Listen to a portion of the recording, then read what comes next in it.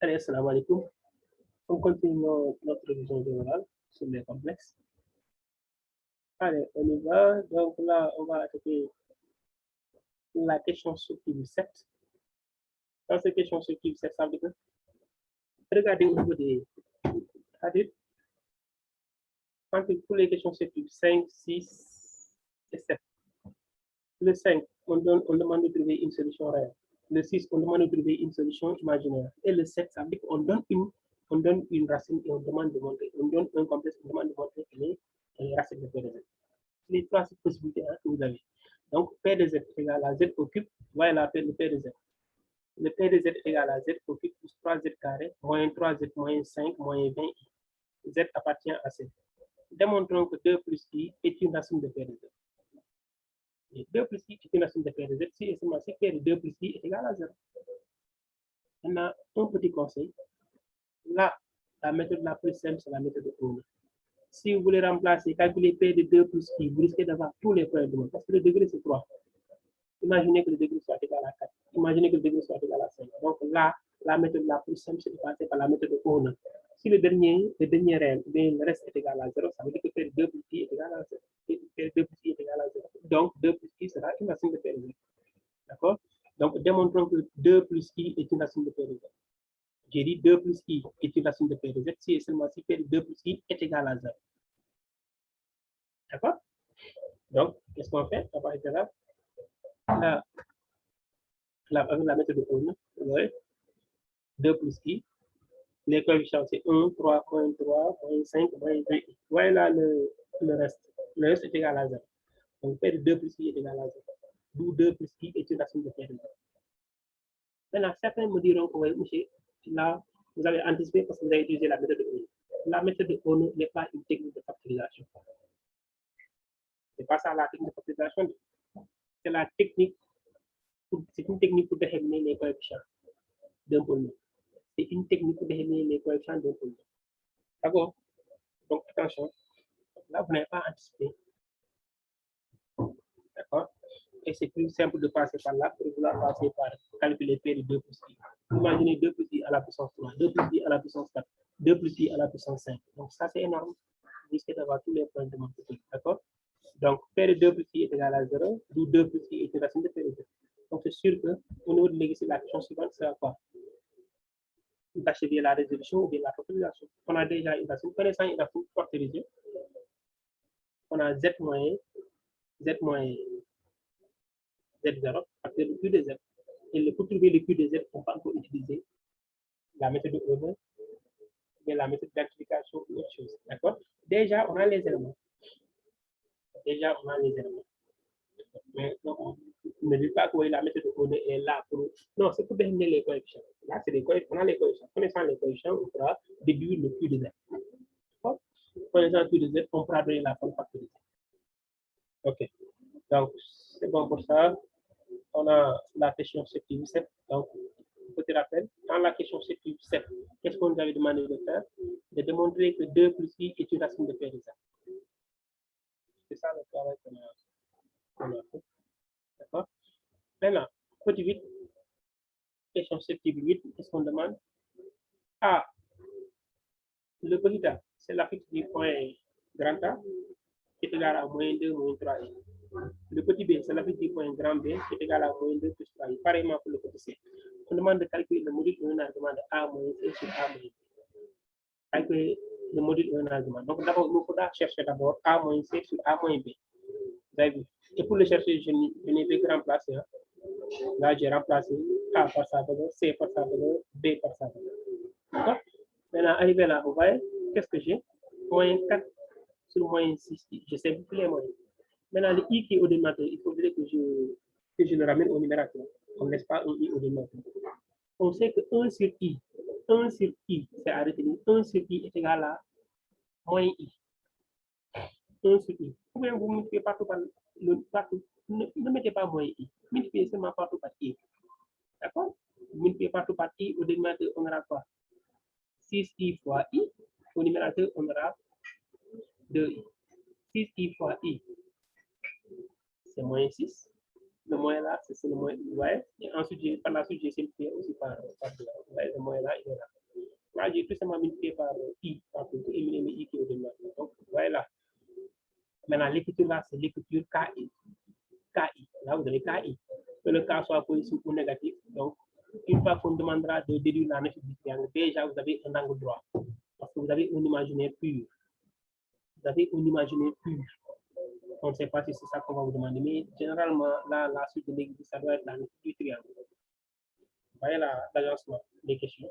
Donc, calculons le module ou un argument. On aura le module, on aura un argument. Une fois qu'on aura le module ou un argument, le complexe là, l'ensemble là, on va l'écrire sous la forme exponentielle. Une fois qu'on aura sous la forme exponentielle, on a des situations et pour chaque situation, on a la nature du triangle. Donc, pour le module, parce qu'on aura le module est égal à 2 tiers. Et un argument, comme vous avez le cas est négatif, c'est moins pi sur 2 modulo 2 pi. Moins pi sur 2 modulo 2 pi. D'accord? Vous voyez la question suivante, en déduire la nature du triangle.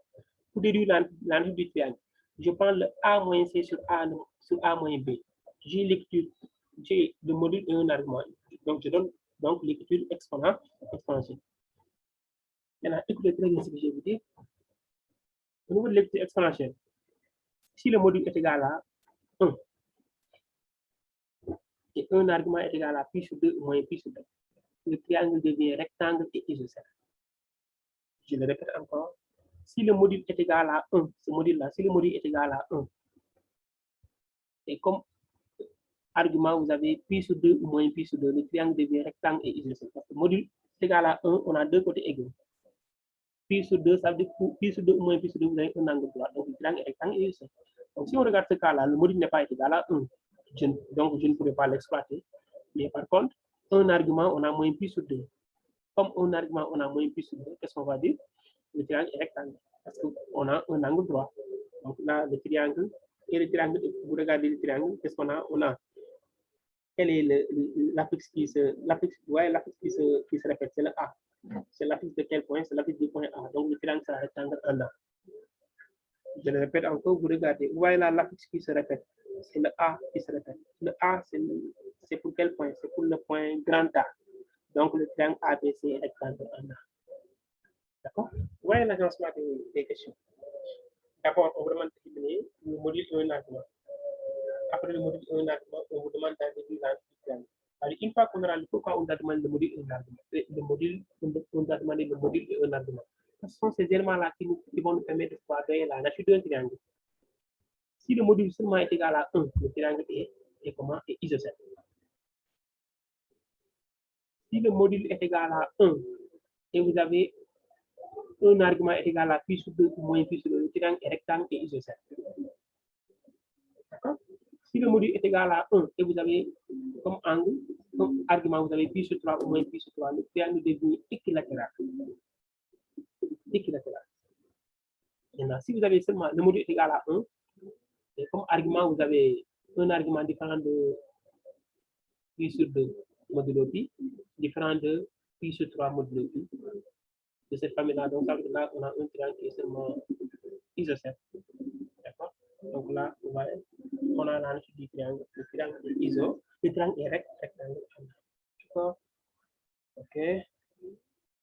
Donc là, si vous voulez aussi, vous allez faire quoi? C'est-à-dire après, vous visualisez, vous écoutez tout ça là, vous reprenez, mais vous reprenez aussi les questions subtiles et vous les reprenez. Et ça va vous permettre de mieux comprendre.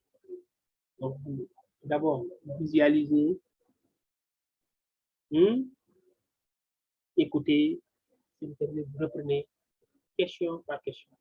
Si vous parvenez à faire toutes ces questions-là, ça veut dire que là, c'est très bien. Hein? Allez, la question subtile 9. La question subtile 9 maintenant. Le A a pour affixe moins 1, le B a pour affixe 3 moins 2i, et le C a pour affixe 1 plus 4i. On demande le module et argument de ZC moins ZA sur ZB moins ZA. C'est comme ce qu'on a fait pour ce qu'on vient de faire là au niveau de la question subtile 8 ans. Donc là, j'ai remplacé par la suite, là j'ai mis i apporteur. Vous n'avez pas pu ne pas faire tout ça là. Vous directement utiliser le conjugué du dénominateur, multiplier, vous allez directement égal à i. Maintenant, moi, ce que j'ai fait, c'est parce que les éléments sont similaires. Hein? D'accord? Donc, je mets le i en facteur. Si je mets le i en facteur, je vais retrouver la même chose. Ce qui est numérateur sera identique à ce qui est dénominateur. D'accord? Et c'est pour ça que je l'ai fait. Mais ce que je viens de faire là, ce ne sera pas toujours possible. Donc, qu'est-ce qui sera toujours possible? C'est d'utiliser quoi? Le conjugué de 2 moins i. 2 plus i. Vous ne faites pas tout par 2 plus i. Vous aurez i. Donc, on a zc moins za sur zb moins za égale à i. Pour le module, c'est 1. Le module de i, c'est 1. Et un argument de i, c'est pi sur 2. Le 2. Après, on demande la nature du triangle. Voyez là, pour la nature du triangle, qu'est-ce qu'on va faire? ZC moins ZA sur ZB moins ZA. Ouais, c'est 1. Le 1, je l'ai écrit tout simplement pour vous. Mais là, le 1, on ne le met pas. D'accord? Donc, vous avez 1 pi sur 2. Le 1, ça veut dire qu'on a deux côtés égaux. Le triangle est isocèle. Pi sur 2, on a un angle droit. Donc, le triangle est rectangle. Donc, par conséquent, le triangle ABC est rectangle et isocèle en A. Pourquoi A? Parce que le ZA se répète et le ZA, c'est pour le point A. D'accord? Donc, le point A se répète. L'affixe du A, le ZA se répète. Donc, le triangle est rectangle et isocèle en le triangle est rectangle et isocèle en A. Donc, ABC est un triangle rectangle et isocèle en A. Voyez, pour donner la nature du triangle, qu'est-ce que j'ai l'habitude de faire? Je détermine le module, je détermine un argument, je donne l'expression exponentielle qui à partir de là, je déduis. Connaissant l'expression exponentielle, on va être en mesure de pouvoir déduire. D'accord? C'est ça que je fais là. Donc, là, on a la question susceptible, la question susceptible 1. Maintenant, il me reste une question susceptible 10 et une question susceptible 11. La question susceptible 10, voilà là le 10, on vous donne. Voilà, là, on a suite complexe. Suite complexe. Soit la suite Zn définie par Z0 est égal à moins 1, Zn plus 1 est égal à 1 plus i, Zn plus 2i. Après une question, calculer Z1 et Z2. Ça, vous savez le faire. Là, on a un problème. Calculer Z1, 1 plus Z0. Là, on a un problème pour calculer Z1. On a aussi un problème pour calculer Z2. D'accord? Calculer Z1 et calculer Z2, c'est facile. Ça, un problème. Ces deux questions-là, donc je descends, ensuite.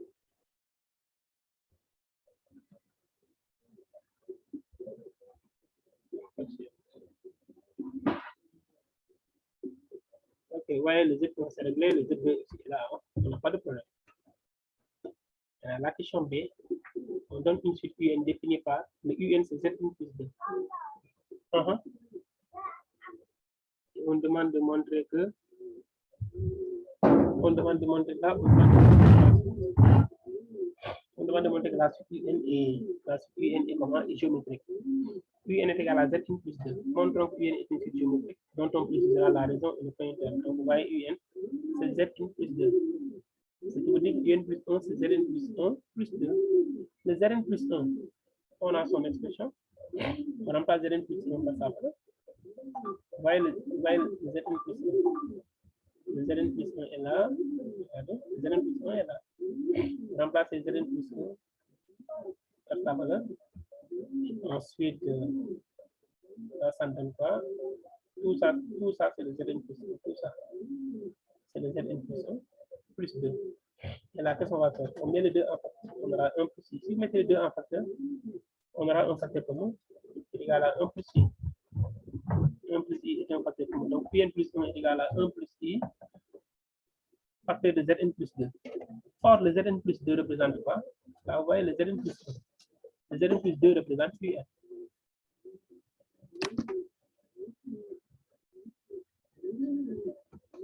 Le Zn plus 2 représente le Zn plus 2 représente Un. Donc, on aura Un plus 1 est égal à 1 plus Un. Ce qui veut dire que Un, si Un plus 1 sur Un est égal à 1 plus I. Donc, la suite Un est géométrique de raison 1 plus I et le premier terme U0. Avec le U0 est égal à Z0 plus 2. Ça donne 1. D'accord? Je reviens encore. Le Un plus 1, c'est 1 plus I. Un plus 1 est égal à Zn plus 1 plus 2. Vous remplacez Zn plus 1 par son expression. Plus 2. Donc, on a 1 plus I. Zn plus 2 facteurs. Là, le facteur commun, c'est 1 plus I. On a ça, et le Zn plus 2, on remplace par Un. Donc, on aura Un plus 1 sur Un est égal à 1 plus I, ce qui veut dire que la suite est géométrique de raison 1 plus I, et le premier terme, U0 qui est égal à 1. Maintenant, après avoir montré que la suite est géométrique, on vous demandera d'exprimer. C'est Un qui est géométrique, mais on vous demande d'abord d'exprimer Zn en fonction de N. C'est Un qu'on a démontré qu'elle est géométrique. Mais déduisons-en une expression de Zn en fonction de N. Pour déduire une expression de Zn en fonction de N, il nous faudra d'abord une expression de Un en fonction de N. Pourquoi? C'est parce que c'est Un qui est géométrique. D'accord? Donc le Un, c'est U0 qui est à la puissance N. 1 plus I, le U0 c'est 1. Hein? Donc là, on a le Un. Connaissant le Un. Un c'est 1 plus I à la puissance N. Or, le Un, c'est Zn plus 2. Je tire la Zn, donc Zn est égal à Un moins 2. Comme nous connaissons Un, je remplace Un par sa valeur, et on aura le Zn. Zn est égal à 1 plus I à la puissance N moins 2. Ça, c'est le Zn. D'accord? Donc, la suite qu'on a montré que les géométriques, c'est Un. Donc, si nous voulons exprimer Zn, il nous faudra d'abord l'expression de Un. Et une fois qu'on a l'expression de Un, on va dans Un, dans le Un qui est égal à Zn plus 2, on tire la part de Zn. On aura Zn est égal à Un moins 2. Et comme nous connaissons Un, on l'a exprimé en fonction de N, on le remplace et ça nous permettra d'avoir l'expression de Zn en fonction de N. D'accord? La question c'est, on nous donne Mn applique Zn. On demande d'éliminer l'ensemble des points Mn. C'est ça, l'ensemble des. Donc, je vais remonter. Je remonte tout petit peu. La question. Là, ouais. Petit c, soit Mn, le point d'applique Zn. Pour quelle valeur de N? Les points Mn sont-ils à l'intérieur du cercle de centre A et de rayon 5? Pour quelle valeur de N? Les points Mn sont-ils à l'intérieur du cercle de centre A et de rayon 5?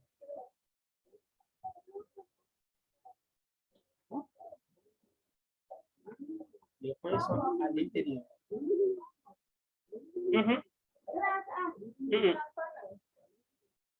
D'accord? Les points sont à l'intérieur du cercle de centre A. Donc là, ce qu'il faudrait poser, c'est quoi? Il faudrait que la distance AMN soit à l'intérieur soit inférieure strictement à quoi? À combien? À 5. Il faudrait que la distance AMN soit inférieure strictement à 5. D'accord? Là, il y a deux questions. Il reste la question C et la question D. Et présentement, la vidéo est en longueur. Donc, je vais m'arrêter là pour cette vidéo. Je vais revenir pour terminer. D'accord. Ok, on s'arrête là. Ciao, ciao, à la prochaine. Merci beaucoup. N'oubliez pas de vous abonner. Merci.